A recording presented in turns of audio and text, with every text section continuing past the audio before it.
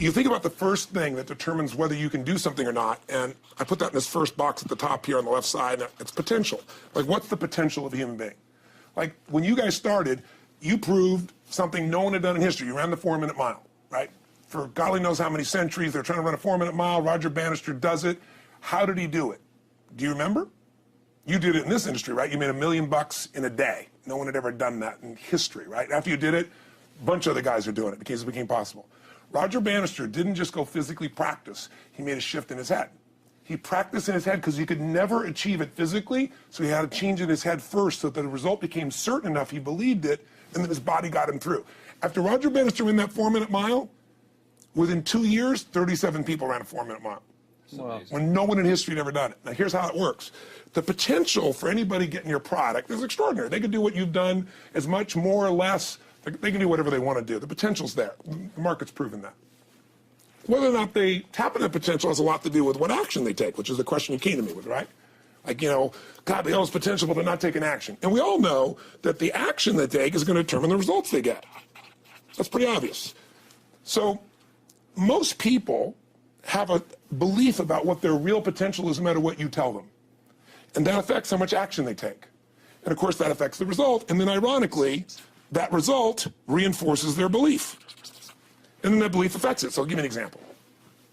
Let's say a person has unlimited potential, we all agree.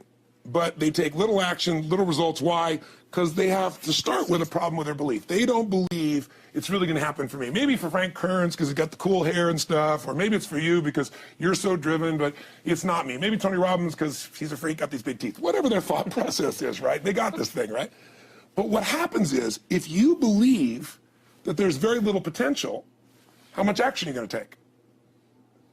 Nothing, little. And when you take little potential with a little action, what kind of results do you get? Lousy little results. And when you get little results, what does that do to your belief? You go, see, I told you this was a waste of time, told you this wouldn't work.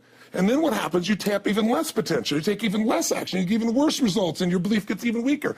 And this sucker feeds on itself until you are in the downward spiral. It's poisonous. It's poisonous and it's self-fulfilling. Now, what if something could happen that could come along and fill you with a sense of absolute certainty? Not like I believe, but mean where you know.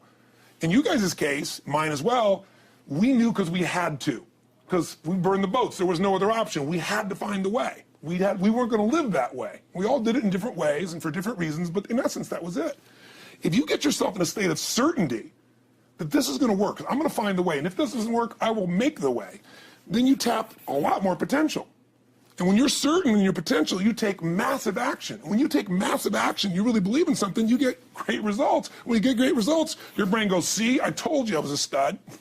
I told you this thing would work out. Now you're even stronger. You tap more potential, take greater action, greater results. That's how you went from $300 in a week to $2,500 in 5 days to $100,000 in a month to $1 million in a day. Same thing with you. And we get momentum. That's why the rich get richer and the poor get poorer. Now some people go out and they go, well, I'm going to take a bunch of action. All right, I'm going to open this product. I'm going to try it. And they'll say to you, I even did it. But it's like a salesman who goes and knocks on the door, and he knocks on 100 doors and says, you don't want one of these, do you? Yeah, exactly right. You know? And even if he doesn't say it verbally, his face says it because he doesn't believe it's going to work. So his voice, his body, the execution is so weak. Maybe if he talks to 100 people, somebody's going to buy out of pity. They don't want his kids to starve, right? But he's not going to get the result. So the core difference in people is how do you produce certainty when the world isn't giving it to you? You go out and you try. In your case, you're 100,000 in debt, and nothing's working. How do you keep yourself going? The way you did it, the way I did it, the way you're doing it, we may not have done it consciously, is we didn't change our potential. That was there. And it wasn't even taking more action. Taking more action with a belief it's not going to work, it's not going to change anything. We got results in our head that made us feel certain as if it had already happened. Conditioning your mind every day by feeding it a role model or story. It's putting yourself in a peak state where you follow through by getting physically strong. It's creating a little ritual of doing a little bit each day, and then you get momentum. But the most important thing of all is what we started out with. Why? Absolutely. Why is it a must for you? It doesn't have to be you're against the wall, but it has to be something you're hungry for, because the only difference in people is hunger. And if you're not hungry, get around people that are hungry and something will hit you. You watch a conversation, you get around people that are doing better, and all of a sudden you start going, my life sucks. I remember I went to a guy in LA. He's one of the most multi-billionaire guy, I'll never forget. And I lived in the Del Mar Castle, and I was really proud. That was like the symbol of me having taken myself from being poor to providing for my family this great place. It's built from castles in Europe overlooking the ocean, not far from you.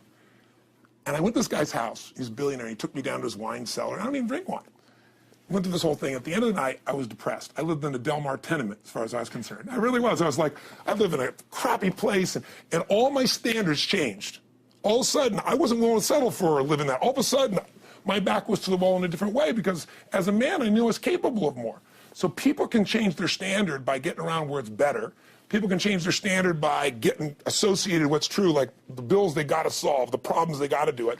Or they can do it because they're excited because it's something new they want to take on. Everyone's different, but they got to find the why, and they got to come up with some daily rituals to get them going and just do a step at a time. That's where you get momentum.